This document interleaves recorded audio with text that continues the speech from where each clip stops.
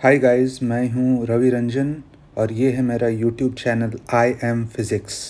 आज हम बात करने वाले हैं पोलर कोऑर्डिनेट सिस्टम की। पोलर कोऑर्डिनेट्स, सबसे पहले पोलर कोऑर्डिनेट्स को हमें समझने के लिए एक प्लेन डिफाइन करना पड़ेगा। तो ये हमारा प्लेन है और इस प्लेन में हमें सबसे पहले एक रेफरेंस लाइन लेना पड़ेगा। तो ये हमारा एक रेफरेंस लाइन है और उस रेफरेंस लाइन पे अपने सुविधा के अनुसार हमें एक ओरिजिन चुनना होगा। तो ये हमारा ओरिजिन है। अब इतना करने के बाद कोई पॉइंट अगर उसी प्लेन में है, ये पॉइंट P है, तो उसका हम लोग polar coordinates r, theta define करते हैं। ये r क्या है? तो r इस पॉइंट का O पॉइंट से या ओरिजिन से डिस्टेंस है। अगर O से P की तरफ एक एरो हम लोग ये ड्रॉ कर दें तो ये एरो पार्टिकल P का पोजीशन वेक्टर डिफाइन करता है। दूसरा थीटा, जो कि एंगल है रेफरेंस लाइन से पोजीशन वेक्टर की तरफ, ये हम लोग कन्वेंशनली एंटी क्लॉकवाइज डायरेक्शन में लेते हैं। तो r थीटा हमने समझा कि किस तरीके से r is distance from origin और थीटा जो है angle subtended bye position vector from reference line. और इसको जैसा कि मैंने बताया कि कन्वेंशनली रेफरेंस लाइन से एंटी क्लॉकवाइज डायरेक्शन में लेते हैं। आगे बढ़ते हैं। हम लोग अब यूनिट वेक्टर डिफाइन करते हैं पोलर कोऑर्डिनेट सिस्टम में। हम लोग ऑलरेडी समझ चुके हैं कि ये रेफरेंस लाइन है, ये पोजीशन वेक्टर है पॉइंट P का, और ये r जो है पॉइंट P का O से डिस्टेंस है। तो r कैप जो एक यूनिट वेक्टर है, मतलब कि जिसका मैग्नीट्यूड 1 होगा, इस यूनिट वेक्टर का डायरेक्शन हम लोग डायरेक्शन ऑफ इंक्रीजिंग r, मतलब बढ़ते डिस्टेंस के डायरेक्शन में लेंगे। मीन्स r अगर इस डायरेक्शन में है तो r कैप इस डायरेक्शन में होगा, बढ़ते हुए डिस्टेंस के डायरेक्शन में। उसी तरीके से ये थीटा है और बढ़ते हुए थीटा के डायरेक्शन में हम लोग एक unit vector theta cap define कर सकते हैं। आर कैप हो गया unit vector in direction of increasing r और थीटा कैप हो गया unit vector in direction of increasing theta. अब आगे बढ़ते हैं। फिर हमने कहा था कि हम लोग बात करेंगे कि किस तरह से कार्टेशियन कोऑर्डिनेट्स को पोलर कोऑर्डिनेट में कन्वर्ट कर सकते हैं और पोलर कोऑर्डिनेट को कार्टेशियन कोऑर्डिनेट में कन्वर्ट कर सकते हैं। उसके लिए हम क्या करते हैं कि सबसे पहले इमेजिन करते हैं कि हमारा कार्टेशियन कोऑर्डिनेट सिस्टम है और ये x एक्सिस है और ये y एक्सिस है और इसमें कोई पॉइंट P है, तो उसका हम लोग Cartesian coordinates x, y define कर सकते हैं। इस पॉइंट से जो हम लोग एक परपेंडिकुलर x एक्सिस पे डालेंगे तो ये डिस्टेंस को x कहा जाता है, और इसी से अगर परपेंडिकुलर हम लोग y एक्सिस पे डालेंगे तो इस डिस्टेंस को y कहा जाता है। अब इसमें अगर हम x एक्सिस को ही पोलर कोऑर्डिनेट्स का रेफरेंस लाइन मान लें तो ये जो लाइन होगी ये पोजीशन वेक्टर पॉइंट P की है पोलर कोऑर्डिनेट्स में और कार्टेशियन कोऑर्डिनेट दोनों में।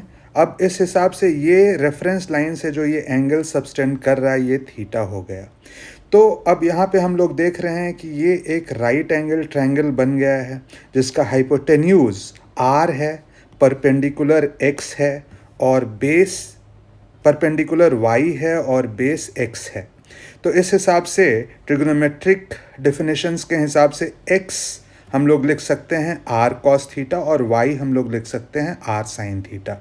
और पाइथागोरस थ्योरम के हिसाब से ये r जो डायगोनल का लेंथ है वो हम लोग लिख सकते हैं x square plus Y square under root. और साथ ही tan थीटा हम लोग जानते हैं that is perpendicular by base, so वो हो जाएगा tan theta will be y by x और थीटा को हम लोग लिख सकते हैं tan inverse y by x. उसी तरीके से cos थीटा जो कि बेस बाई हाइपोटेन्यूज होगा, सो उसको हम लोग लिख सकते हैं x upon root under x square plus Y square, और साइन थीटा को perpendicular by hypotenuse that will be y upon root under x square plus Y square हम लोग लिख सकते हैं। तो यहाँ हमने देखा कि अगर x और y दिया हुआ है तो r हम लोग x और y के टर्म्स में लिख सकते हैं, थीटा हम लोग y x और y के टर्म्स में लिख सकते हैं। थीटा अगर मालूम है तो cos थीटा और sin थीटा लिखने में कोई मुश्किल नहीं है। और यहाँ पे हम लोगों ने देखा ही कि किस तरह से r और थीटा अगर मालूम हो तो x और y हम लोग दोनों r और थीटा के टर्म्स में लिख सकते हैं। अब आगे बढ़ते हैं। अब हमें एक बहुत ज़रूरी काम करना है कि unit vectors in polar coordinates हम लोगों को लिखना है आर कैप। आर कैप हम लोगों ने समझा है कि यूनिट वेक्टर इंक्रीजिंग आर के डायरेक्शन में होता है। तो अभी हमारा ऑब्जेक्टिव ये है कि आर कैप को हम लोग कैसे लिख सकते हैं एक्स और वाई और आई कैप और जे कैप के टर्म्स में। जैसा कि हम लोग देख रहे हैं कि ये आर कैप है और क्लियरली ये एक्स एक्सिस से ये थीटा एंगल बनाएगा। तो इस आर कैप वेक्टर जिसका मैग्नीट्यूड 1 है, इसका कंपोनेंट एक्स एक्सिस के अलोंग कॉस थीटा होगा और वाई एक्सिस के अलोंग साइन थीटा होगा। तो इसीलिए हम लोग आर कैप को लिख सकते हैं, R cap will be equal to cos theta I cap plus sine theta J cap. But हम लोगों ने पिछले पेज में ही देखा कि किस तरीके से कॉस थीटा का एक्सप्रेशन हम लोग लिख सकते हैं। कॉस थीटा का एक्सप्रेशन हो जाएगा x upon root under x square plus Y square, और साइन थीटा का एक्सप्रेशन हो जाएगा y upon root under x square plus Y square, और ये जे कैप हम लोग यहाँ पे लिख देंगे। तो ये हमारा एक्सप्रेशन हो गया आर कैप के लिए। आप देख सकते हैं कि किस तरीके से आर कैप को हम लोग केवल एक्स वाई आई कैप और जे कैप के टर्म्स में हम लोगों ने लिख रखा है। ये सारे पैरामीटर कार्टेशियन कोऑर्डिनेट्स के टर्म्स में हैं। इसको और सिंप्लीफाइड फॉर्म में लिखना है तो कुछ इस तरीके से लिख सकते हैं कि X I cap plus Y J cap and root under x square plus Y square here. अब अगला काम हम लोग जो करने वाले हैं वो थीटा कैप को भी इसी तरीके से लिखने का करने वाले हैं। तो ये थीटा कैप हम लोग जानते हैं कि थीटा कैप इज़ इन हम इंक्रीजिंग डायरेक्शन ऑफ थीटा में होता है। तो चूँकि आर कैप थीटा एंगल बना रहा था एक्स एक्सिस से, और थीटा कैप जो उसके परपेंडिकुलर है वो थीटा एंगल ही बनाएगा, लेकिन वो वाई एक्सिस से बनाएगा। तो थीटा कैप जो कि एक यूनिट वेक्टर है, उसको इस बार फिर से हम लोग दो म्यूचुअली परपेंडिकुलर कंपोनेंट में रिजॉल्व कर सकते हैं। वाई एक्सिस के अलोंग जो कंपोनेंट होगा वो कॉस थीटा होगा, और एक्स एक्सिस के अलोंग जो कंपोनेंट होगा वो हम लोग देख सकते हैं actually it is along negative x axis, तो वो माइनस साइन थीटा होगा। तो इसीलिए हम लोग यहाँ थीटा कैप को अगर लिखना चाहें तो इस तरीके से लिख सकते हैं, that would be minus sine theta I cap plus cos theta J cap. और जैसा कि हम लोग जानते ही हैं कि माइनस साइन, ये साइन थीटा को हम लोग लिख सकते हैं minus y upon root under x square plus Y square, और i cap plus cos theta को हम लोग लिख सकते हैं x upon root under x square plus Y square j cap. तो ये हो जाएगा, और सिंप्लीफाइड फॉर्म में हम लोग लिखेंगे तो ये हो जाएगा simply minus y i cap plus x j cap upon root under x square plus Y square. अब ये हम लोगों ने जो आर कैप और थीटा कैप लिखा है, इसको हम लोग आगे बहुत अच्छे से यूज़ करने वाले हैं। अभी हमारा समय है कि सारा एक्सप्रेशंस डिराइव कर लें और बाद में इसका हम लोग यूज़ करेंगे। तो अगली बात है कि infinitesimal change in are cap and theta cap की हम लोग बात करते हैं। जैसे कि कोई पार्टिकल अगर मोशन कर रहा है टू डायमेंशनल प्लेन में, जैसे ये लाइन, ये येलो लाइन है, इसके अलोंग मोशन कर रहा है, और मान लीजिए किसी इंस्टेंट इनिशियली पार्टिकल यहाँ पे है, आई पे है, और dt टाइम के बाद थोड़ी देर के बाद ये इस पोजीशन f पे चला जाता है। तो हम लोग देख सकते हैं कि किस तरीके से ओरिजिन से इसका डिस्टेंस पहले r था, जो कि बढ़कर या चेंज होकर r प्लस dr हो गया है। उसी तरीके से हम लोग देख सकते हैं जो पोजीशन वेक्टर पहले रेफरेंस लाइन से थीटा एंगल सब्सटेंड कर रहा था, जब पार्टिकल f पे पहुंच गया तो अब ये theta plus D theta angle subtend कर रहा है। तो हम लोग देख रहे हैं कि किस तरीके से r जो है चेंज हो रहा है r प्लस डी आर को, एंड थीटा जो हो रहा है वो change theta plus D theta को। अब इसमें हम लोग ये देखिए कि इनिशियली आर कैप का जो डायरेक्शन था वो ये था और थीटा कैप का जो डायरेक्शन था ये था। अब जब इसने अपना पोजीशन चेंज किया तो आर कैप और थीटा कैप दोनों का डायरेक्शन चेंज हो गया है। तो इसका मतलब ये है कि आर कैप और थीटा कैप जो दो वेक्टर्स हैं ये कांस्टेंट वेक्टर्स नहीं हैं। हालांकि इनका मैग्नीट्यूड तो वन ही रहेगा लेकिन इनका डायरेक्शन चेंज होगा। ये आई कैप जे कैप के कैप की तरह कांस्टेंट वेक्टर बिल्कुल नहीं है। आई कैप जे कैप के कैप का मैग्नीट्यूड और डायरेक्शन दोनों कांस्टेंट रहता है, लेकिन यहाँ आर कैप और थीटा कैप का डायरेक्शन पोजीशन के साथ बदलता है। तो अगर ये वेक्टर्स पोजीशन के साथ बदल रहे हैं तो जब पार्टिकल एक पोजीशन से दूसरे पोजीशन पे मूव करता है तो इन वेक्टर्स में इनफाइनाइटिजिमल चेंज क्या होगा, हम ये पता लगाना चाहते हैं। तो ये सिंपल मैथमेटिक्स है और चलिए हम लोग ये मैथमेटिक्स करते हैं। हम लोग ऐसा करते हैं कि सिंस हमें मालूम है ऑलरेडी कि आर कैप को हम लोग लिख सकते हैं कॉस थीटा आई कैप प्लस साइन थीटा जे कैप। और इसमें इनफाइनाइटिजिमल चेंज के लिए दोनों साइड हम लोग इसे डिफ्रेंशिएट कर दें तो ये लेफ्ट हैंड साइड हो जाएगा d of are cap, that is infinitesimal change in are cap. और राइट हैंड साइड को डिफ्रेंशिएट करेंगे तो ये हो जाएगा minus sine theta d theta आई कैप प्लस साइन थीटा का डिफ्रेंशिएशन हो जाएगा cos theta d theta and j cap. अब कुछ चीज़ें हम लोग चाहें तो कॉमन ले लें, जैसे कि इसे लिख सकते हैं माइनस साइन थीटा आई कैप प्लस कॉस थीटा जे कैप और ये डी थीटा को हम लोग बाहर ले लेते हैं। अब अगर इस टर्म को ध्यान से देखें, इस टर्म को अगर हम लोग ध्यान से देखें तो ये क्या टर्म है। आपको याद होगा अभी पिछले ही पेज में हम लोगों ने देखा था कि थीटा कैप का ये एक्सप्रेशन है माइनस साइन थीटा आई कैप प्लस कॉस थीटा जे कैप।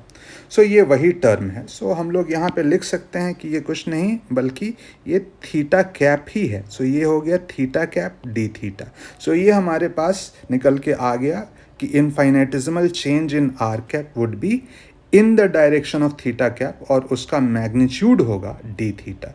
उसी तरीके से हम लोग थीटा कैप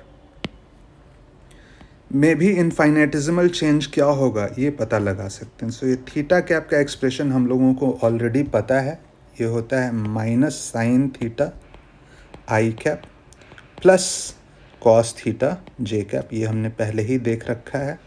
अब इसमें इनफाइनाइटिजिमल चेंज क्या होगा ये पता लगाने के लिए हम लोग इसको दोनों तरफ डिफ्रेंशिएट करेंगे। तो साइन थीटा का differentiation cos theta, so cos theta d theta हम लोग लिख सकते हैं i cap plus rather minus here, so minus sine theta d theta J cap हम लोग लिख सकते हैं और वो अपना कॉमन लेने वाला हम लोग काम कर लें तो ये हो जाएगा minus that would B cos theta I cap plus sine theta J cap into D theta. और ये जो ब्रैकेट के अंदर जो टर्म है इसे तो हम लोग पहचानते ही हैं, ये आर कैप है। सो यहाँ पे हम लोग ये लिख सकते हैं that would be minus R cap D theta.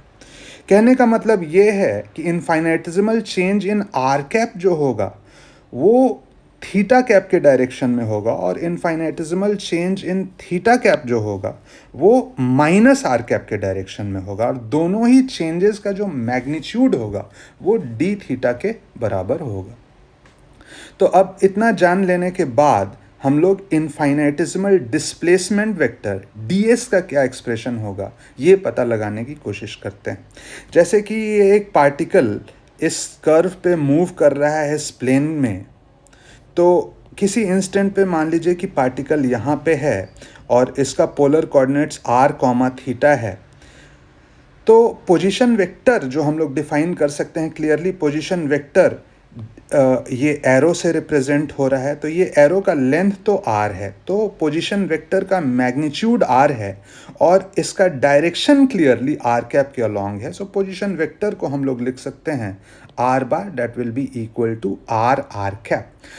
Displacement vector, जैसा कि हम लोग जानते हैं कि इनफाइनेटिजिमल डिस्प्लेसमेंट वेक्टर पहले हम लोग डिफाइन करें तो that would be final position minus initial position. So ये एक और डायग्राम हमने लिया है जहाँ पे इनिशियली पार्टिकल यहाँ पे है और फाइनली यहाँ पे है। बाकी बातें उसी तरीके से हैं, जैसे आर चेंज हो रहा है आर प्लस डी आर पे और थीटा चेंज हो रहा है थीटा प्लस डी थीटा पे।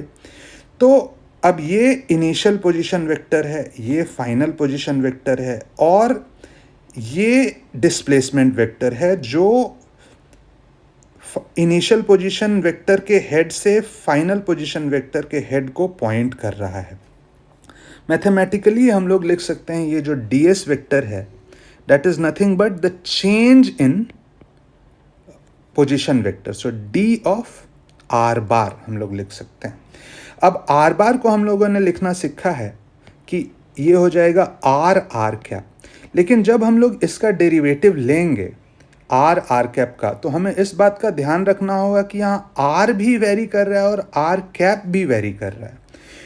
तो हमें प्रोडक्ट रूल यूज़ करना होगा ये डिफरेंशिएशन के लिए। तो हम लोग लिख सकते हैं D R cap plus R of D of are cap. अब इन सब के बारे में हमें पता है।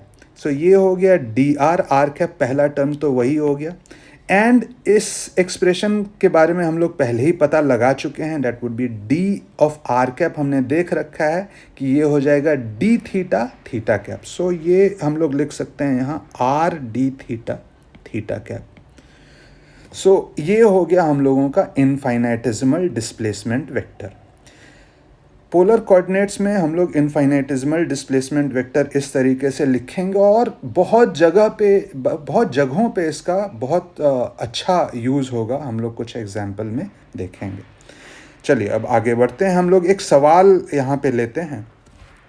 ये जो हमने अभी सीखा है पोलर कोऑर्डिनेट्स के बारे में, उसी का यूज़ है और कैसे कई जगहों पे ये हमारा काम बहुत आसान बना सकता है अगर हम लोग कार्टेशियन कोऑर्डिनेट सिस्टम से इसको कंपेयर करें। तो ये क्वेश्चन इस बात का उदाहरण है।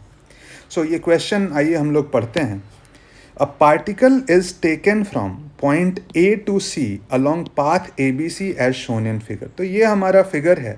सो XY प्लेन है यहाँ और एक पार्टिकल है जो इनिशियली A पे था, फिर A से B और B से C पे गया है और इस A से B से C जाने के क्रम में a force F which is given by K into XI cap plus YJ cap upon root under X square plus Y square to the power 3/2 इस पे लग रहा है, where K is a positive constant and is applied on a particle during its motion. यहाँ पे ये दिया हुआ है।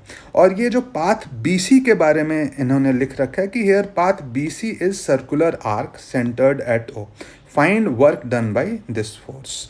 सो हम लोग जानते हैं कि वर्क डन का एक्सप्रेशन F.ds इंटीग्रल होता है work done by variable force. अब ये फोर्स वेरिएबल है और कार्टेशियन कोऑर्डिनेट सिस्टम में हम लोग देखें तो ये काफ़ी डरावना एक्सप्रेशन लग रहा है।